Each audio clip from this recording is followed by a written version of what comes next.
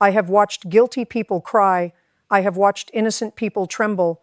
I have watched witnesses collapse under cross-examination after telling a single lie. But one case still follows me long after the courtroom emptied. Not because of the verdict, but because of a laugh. A man named Vance walked into my courtroom wearing an expensive tailored suit, sat down with complete confidence, and throughout nearly the entire testimony, he laughed. Not a polite chuckle. He laughed out loud at every piece of evidence he believed he had outsmarted. He thought he had fooled everyone. He even looked directly at me with that same arrogant expression. And then I asked one single question. I will never forget what happened to that laugh. It disappeared so quickly that even the bailiff glanced at him in disbelief. Believe me, years on the bench teach you that confidence built on deception has a remarkably short life. Let me take you back to where this case truly began. The plaintiff was Arthur Pendleton, 52 years old, owner of a family-operated commercial transport repair business. Quiet, professional, soft-spoken, the type of man who answered exactly what was asked, no more, no less. Across from him sat Vance, 38 years old, impeccably dressed, flashing a luxury gold watch, every document inside his premium leather briefcase perfectly organized. At first glance, he looked like the most prepared litigant in the room. The lawsuit involved a commercial truck engine rebuild and system swap worth nearly $75,000. Marcus claimed Arthur abandoned the project halfway through after dismantling his expensive machinery. According to his complaint, Marcus was left with a demolished workshop, scattered engine blocks, and thousands of dollars in lost revenue and storage fees. He demanded full reimbursement, punitive damages, and court costs. I asked Arthur to explain. He calmly placed a heavy binder on the evidence table. Invoices, signed contracts, technical permits, and inspection reports, all neatly labeled. Years on the bench teach you something important. People who truly understand their case rarely need dramatic speeches. Their documents usually speak first. But before Arthur could even finish describing the contract terms, Marcus interrupted with a loud, echoing laugh. He always leaves out the important parts, Your Honor. I reminded Marcus he would have an opportunity to testify. He leaned back in his chair, crossed his arms, and there it was, that arrogant, amused laugh. It immediately caught my attention. Years on the bench teach you to watch faces as carefully as documents, because people often reveal what they believe long before they say it aloud. Marcus looked like someone who already knew exactly how this story would end. That observation stayed with me. Then, Arthur quietly handed me the signed commercial contract. Every page carried initials. Every change order was signed. Every payment schedule was acknowledged. Nothing appeared unusual. I looked toward Marcus. Did you sign these documents? Yes, Your Honor, without hesitation. So, there is no dispute regarding the agreement itself? No, Your Honor. The dispute is what happened afterward. Again, he let out a slight, unmistakable laugh from the back of his throat. Then Arthur quietly explained that the mechanical work stopped only after Marcus repeatedly refused the scheduled progress payments required under the contract. The courtroom became quiet, very quiet, because broad, evasive answers rarely survive detailed questions. Years on the bench teach you that every single day. Then, Marcus reached into his premium leather briefcase, pulled out a thick stack of printed photographs, and slid them confidently across the heavy wooden evidence table. These end this case, Your Honor. The photographs showed the partially demolished commercial workshop, truck engine blocks torn apart, electrical wiring exposed, transmission parts scattered across the concrete floor, and a complete absence of new replacement components. Everything appeared chaotic. It looked exactly like a battlefield. The spectators in the gallery exchanged concerned, uncomfortable looks. Marcus noticed their reaction, and that arrogant smirk grew even wider, perfectly demonstrating the kind of privileged display and untouchable energy I see all too often. He genuinely believed the case had just taken a sharp turn in his favor. He had no idea that one tiny, easily overlooked detail hidden inside the very first photograph was about to trigger a complete evidence collapse and erase that smile forever. The moment Vance slid those photographs across the evidence table, I noticed something unusual. Not the chaotic workshop, not the exposed wiring, and not the dismantled engines. Those were exactly what I expected to see in a heavy machinery renovation dispute. It was something much, much smaller. Years on the bench teach you that the biggest, most elaborate lies often unravel because of the smallest, most insignificant details. The courtroom remained perfectly silent. Arthur Pendleton sat calmly, folding his hands together without a single word of protest. Marcus leaned back in his chair, and there it was again, that smirk, his mouth pursed in self-satisfaction, almost daring me to doubt his narrative. I picked up the first photograph, then another, then another. Every image appeared to perfectly support Marcus's story. At first glance, the dismantled machinery, the industrial dust, the tools scattered recklessly across the floor, everything looked as though it had been abruptly abandoned. But then I returned to the very first photograph. Something about it continued bothering me. "Would you read the date aloud?" I asked. My voice was steady, cutting through the heavy air of the courtroom. The silence that followed was absolute. Marcus stared at the photograph, his eyes darting across the glossy paper. Finally, he looked down at the heavy wooden desk and answered in a low, tight voice, "October 18th. I leaned slightly forward, resting my hands on the bench. "So, let me make sure I understand your timeline, Mr. Vance. You testified under oath, just moments ago, that these photographs were taken on October 2nd, the exact day you claim Mr. Pendleton abruptly abandoned the job site." "Yes, Your Honor," he replied. "But the digital thermostat clearly visible in the background of your own photograph displays the date as October 18th. Another pause stretched across the room. It was longer this time. You could practically see the gears grinding in his head as he desperately searched for a plausible escape route. "The thermostat must have been malfunctioning, Your Honor," he finally stammered. "The date was just wrong." It was a possible excuse. Electronic devices do occasionally glitch, but years of listening to testimony teach you a critical lesson about deception. One isolated coincidence is a possibility. Multiple, aligning coincidences usually point to a lie.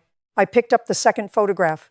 It showed a partially installed commercial diagnostic computer near the rear bay doors of the shop. I zoomed in on the monitor. The digital clock in the corner of the screen read October 18th. Then, I examined the third photograph, a close-up of a wall near the manager's office, featuring a digital security keypad. Again, the display read, October 18th, 3 separate electronic devices, 3 identical dates. I slowly shifted my gaze back to Marcus Vance. "That seems like a rather extraordinary set of malfunctions, wouldn't you agree?" He no longer laughed. The arrogant smirk that had plastered his face all morning was rapidly dissolving. In its place was the rigid, panicked expression of a man realizing his safety net had completely unraveled. Before Marcus could formulate another excuse, Arthur quietly stood up. "Your Honor, may I present evidence regarding the actual timeline?"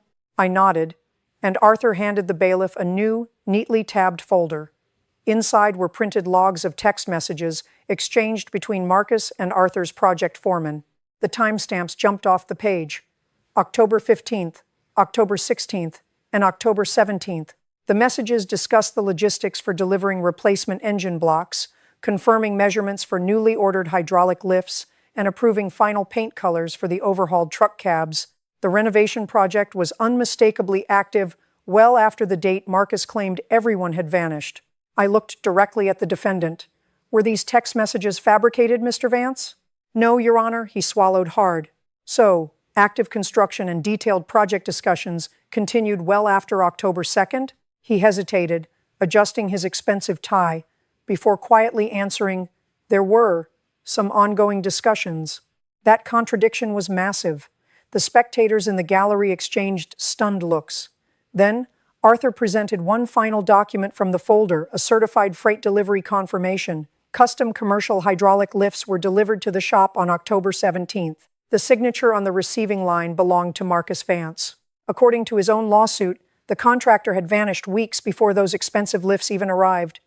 Timelines rarely lie. People do. The laugh was entirely gone, but the biggest revelation was still hiding in plain sight within his own photos. The moment I returned my focus to Marcus Vance's printed photographs, I stopped looking at the digital timestamps. Not because the dates were no longer crucial, but because something else entirely had caught my eye. Years on the bench teach you that when one massive inconsistency appears, you must immediately re-examine every other piece of presented evidence under a microscope. The courtroom remained enveloped in a thick, heavy silence.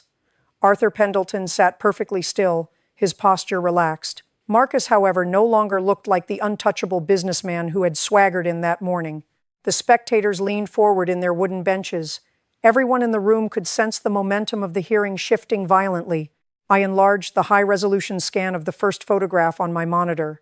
My attention was no longer on the dismantled engine blocks or the chaotic mess of the workshop floor. My focus had shifted to the deep background. Specifically, a large wooden shipping crate sitting near the main office door. It was ordinary, plain, and incredibly easy to overlook, except for a massive, bright yellow freight label slapped across its side. I zoomed in further. The text was slightly blurred, but the boldest line remained easily readable. Rush order, custom transmission housing, client spec change. I looked down at Arthur Pendleton. Did you order a replacement transmission housing? Yes, Your Honor, he answered immediately. Why? Because Mr. Vance completely changed the system specifications after initially approving the first design. The original parts had already been machined. We had to scrap them and order new ones to fit his sudden modifications. That pushed the entire project timeline back by nearly 3 weeks. He handed the bailiff another document. It was the manufacturer's order history. Everything matched perfectly. Marcus had changed his mind, forcing a massive delay. Yet his lawsuit repeatedly blamed Arthur for the stalled progress. Not once did his extensive complaint mention his own drastic design changes. Did you request a different transmission specification, Mr. Vance? I asked, watching him closely. He hesitated. You learned quickly that hesitation almost always appears when indisputable documents begin replacing verbal opinions. Finally, he swallowed hard. Yes, so, a significant portion of the construction delay resulted directly from your own requests? Another painful pause. Yes. The gallery remained dead silent. But I wasn't finished. I had noticed something else hiding in the shadows of the third photograph. A large dry erase calendar hanging on the office wall, barely visible behind a stack of commercial tires. I enlarged the image until the handwritten notes filled my screen. October 14th, lifts arrive. October 17th, wiring. October 19th, final testing. I turned the screen toward Marcus. Whose handwriting is this on your shop's whiteboard? He stared at the blown-up image, the remaining color draining from his face. Mine, he whispered. People frequently forget how much of their own deception they accidentally preserve on film. His own handwritten schedule proved he fully expected the contractor to be working nearly 3 weeks after the date he swore the project was abandoned. Mine, he whispered. The single word hung heavily in the dead air of the courtroom, each letter carrying the weight of a collapsing lie. Marcus Vance's own whiteboard completely contradicted his sworn testimony. According to the massive $75,000 lawsuit he had confidently filed, the commercial rebuild ended in total, chaotic abandonment on October 2nd. Yet, according to his own handwriting, he was actively scheduling complex electrical wiring and final hydraulic lift testing nearly 3 weeks later. That distinction mattered enormously. Before Marcus could attempt to backtrack, invent another excuse, or flash another arrogant smirk, Arthur Pendleton quietly reached into his meticulously organized binder. This might help clarify the shop's actual schedule, Your Honor. Inside the new, unsealed envelope were printed digital access logs. The commercial workshop utilized a smart lock entry system for security. Every master mechanic, delivery driver, and specialist subcontractor entering the property was assigned a unique, temporary, digital PIN code. I reviewed the printed entry logs line by line, my eyes scanning the irrefutable digital footprint. October 15th. Master electrician entered at 8:02 a.m., exited at 4:41 p.m. October 17th. Heavy equipment installers entered. October 18th. Diagnostic technicians entered. The timestamps aligned flawlessly with Arthur's text messages and the background digital clocks in the photographs. The courtroom grew incredibly tense. You could feel the privilege collapse happening in real time. The digital records proved unequivocally that professional crews were still actively working inside the shop, long after Marcus claimed Arthur had taken the money and vanished. I looked directly at Marcus, locking eyes with him. Did you personally authorize these specific access codes for the subcontractors, Mr. Vance? Yes, he muttered, finally breaking eye contact and staring at the wooden table. So, on October 18th, the exact day your photographs were taken, Arthur's crew was still actively working inside your facility. Marcus didn't answer immediately. Years on the bench teach you that eventually, every fabricated timeline reaches a breaking point where it simply cannot survive the weight of another authentic document. He had reached that exact point. Finally, he gave a slow, defeated nod. Yes. The spectators in the gallery exchanged stunned whispers. The central allegation of his elaborate, expensive lawsuit was collapsing. It wasn't falling apart because Arthur had raised his voice or hired a flashy legal team. It was collapsing because Marcus's own evidence categorically refused to support his lies. Then, Arthur quietly handed the bailiff one final, unmarked envelope. He hadn't mentioned it all morning. Inside was a simple, silver USB drive. I looked toward the plaintiff. "What is this, Mr. Pendleton?" Arthur answered with absolute, unwavering calm. "My security camera footage from the job site, Your Honor." The courtroom became perfectly still. Marcus Vance's face instantly lost whatever color remained. You learn to watch a litigant's reaction before the evidence is even presented. Sometimes, their physical response tells you exactly how devastating the proof will be. Judging by Marcus's sudden inability to swallow, he already knew exactly what was on that video. He just didn't realize I was about to watch it. The moment Arthur Pendleton handed me the silver USB drive, I noticed something I hadn't seen all morning. Marcus Vance stopped looking at me. Years on the bench teach you that direct eye contact often disappears right before arrogance does. The courtroom remained completely silent. The spectators in the gallery watched with held breath. Arthur remained perfectly calm, his posture unchanged. Marcus, however, folded his hands tightly together on his desk, his knuckles turning white. That small, involuntary movement caught my attention immediately. People rarely grip their own hands with that much tension when they believe the next piece of evidence will help their case. I inserted the USB drive into my monitor. A security camera recording instantly opened on the screen. The camera was positioned high in the corner of the commercial workshop, providing a wide-angle, crystal-clear view of the entire repair bay. It was a continuous recording. I checked the digital timestamp embedded in the video file. It immediately matched the dates already established by Arthur's electronic entry logs. October 18th, the very same day Marcus's abandonment photographs were taken. I pressed play. The video showed a bustling workshop. Professional mechanics entered the frame. Heavy-duty transmission blocks were being actively hoisted. Electricians were meticulously checking high-voltage wiring. Hydraulic lift technicians were measuring mounting locations on the concrete floor.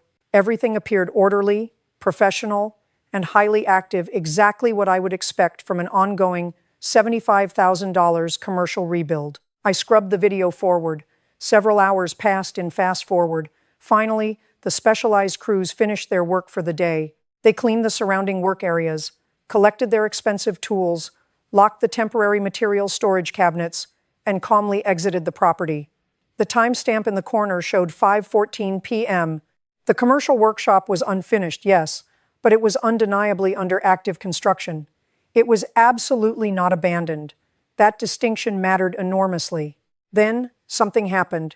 5 minutes later, at 5:19 p.m., Marcus Vance entered the repair bay completely alone.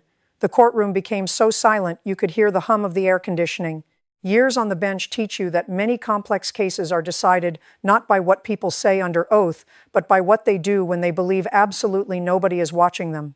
Marcus slowly walked through the massive workshop, meticulously examining everything the crews had just accomplished. He wasn't upset. He wasn't crying over a delayed project. He wasn't even angry. He appeared thoughtful, calculating. He picked up his smartphone and took several photographs, the exact same photographs now sitting in evidence on my desk. Then, he looked directly toward the newly installed transmission housings, paused for a moment, and smiled. It wasn't a happy smile. It wasn't a relieved smile. It was that familiar, arrogant smirk, the exact same one he had worn throughout today's entire hearing. The spectators in the gallery exchanged uneasy, shocked looks, because suddenly, that expression carried a completely different, much darker meaning. Then, Marcus did something completely unexpected. He walked toward the main electrical breaker panel for the shop, opened the heavy metal door, looked inside carefully, and then closed it again. Nothing overtly destructive yet. He continued walking around the shop, then stopped beside a massive stack of unopened, custom-ordered parts boxes. He looked around the empty, echoing room. Years on the bench teach you something incredibly important. When people suddenly check to see whether anyone is watching, pay very close attention to what they do next. Marcus glanced toward every doorway, then checked the main roll-up windows. Then, he reached into one of the heavy cardboard boxes. The courtroom remained perfectly still. I leaned slightly closer to my monitor, not because I knew what he was doing, but because I didn't. The spectators in the gallery leaned closer, their eyes glued to the monitor. Marcus Vance buried his face in his hands. He knew exactly what the entire courtroom was about to witness, and there was absolutely nothing his expensive suit or his arrogant demeanor could do to stop it now. From the heavy cardboard box, Marcus pulled out a high-powered cordless impact driver. He didn't walk toward an unfinished section of the shop. He walked straight toward the pristine, newly installed custom transmission housing, the exact same housing that had delayed the project for weeks because of his own sudden design changes. With cold, calculated precision, he engaged the drill and began reversing the heavy mounting bolts. A collective gasp rippled through the courtroom. We were watching a man deliberately dismantle and sabotage his own expensive commercial equipment just to frame a hard-working contractor. He tossed the heavy bolts onto the concrete, ensuring they clattered into the frame of his later photographs. He violently yanked at the freshly organized high-voltage electrical wiring, pulling it completely loose from its secure safety harness. He kicked a stack of pristine transmission parts across the floor. He was meticulously staging a crime scene, manufacturing the exact chaos he had photographed and submitted to my court as supposed evidence of Arthur Pendleton's abandonment. He was quite literally building his own fake lawsuit on camera. Then, the video recording briefly froze. It was a sudden, jarring interruption, just 2 seconds of black screen. When the digital feed resumed, Marcus was standing on the opposite side of the repair bay, slipping the impact driver back into the cardboard box and dusting off his hands. He picked up his luxury briefcase, walked toward the exit, and left the facility. I paused the video and turned my attention back to the plaintiff.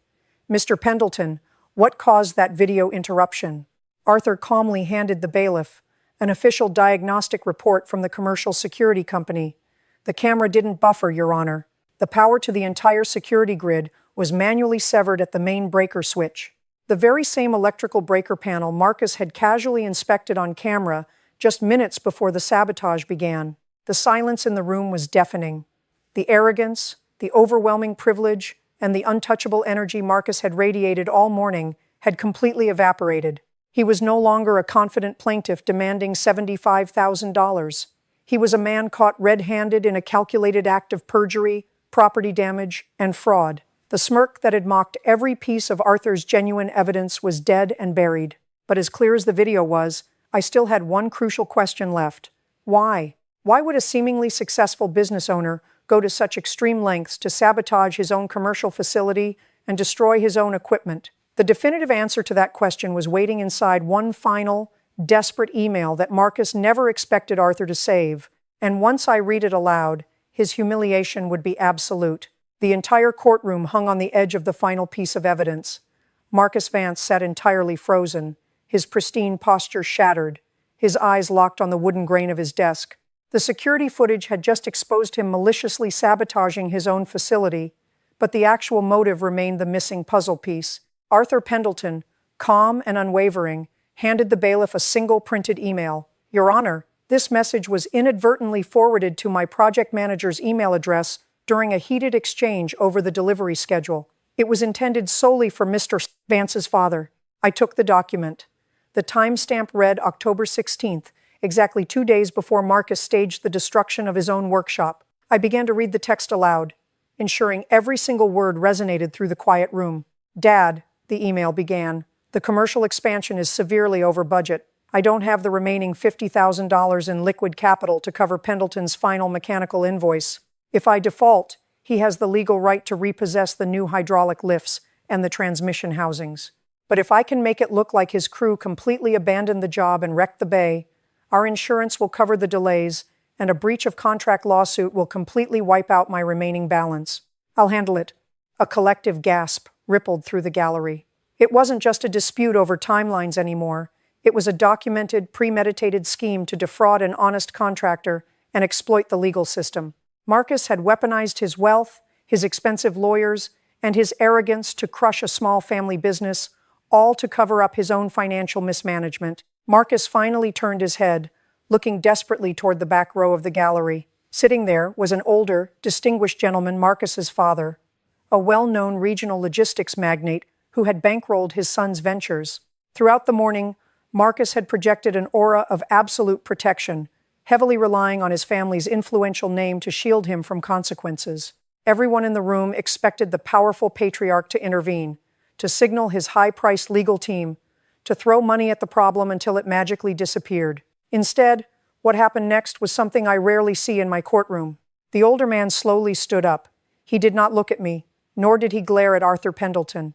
He looked directly at his son with profound, unfiltered disappointment. He didn't offer a defense. He didn't shout a desperate objection. He simply shook his head, turned his back on Marcus, and walked straight out of the courtroom. That was the true collapse of privilege. Power was never meant to be a shield for fraud. I turned my attention back to the plaintiff's table. Mr. Vance, a smirk is not evidence. A tailored suit does not manufacture the truth. You walked into this courtroom believing your status and your family name made you untouchable. You believed that pure arrogance could intimidate reality. You were gravely mistaken. I struck my gavel. The plaintiff's claims are entirely dismissed with prejudice. Furthermore, ruling on the countersuit, I am awarding the defendant, Mr. Pendleton, the full remaining balance of the $75,000 contract, plus all allowable court costs and punitive damages for this blatant, fraudulent action. I will also be forwarding a complete copy of this hearing's transcript and the security footage to the district attorney's office for a formal review of perjury and insurance fraud. As Arthur Pendleton quietly gathered his meticulously organized binders, he didn't gloat. He didn't smile. He simply thanked the court and walked out with his dignity fully intact. Marcus Vance remained seated alone in the emptying room, permanently stripped of his smirk, his unearned money, and his family's protection. In all my years on the bench, one lesson remains absolute. You can rehearse your story, you can buy the most expensive lawyers, and you can even practice your confident smile, but you can never rehearse the truth. Character is what remains when power finally fails.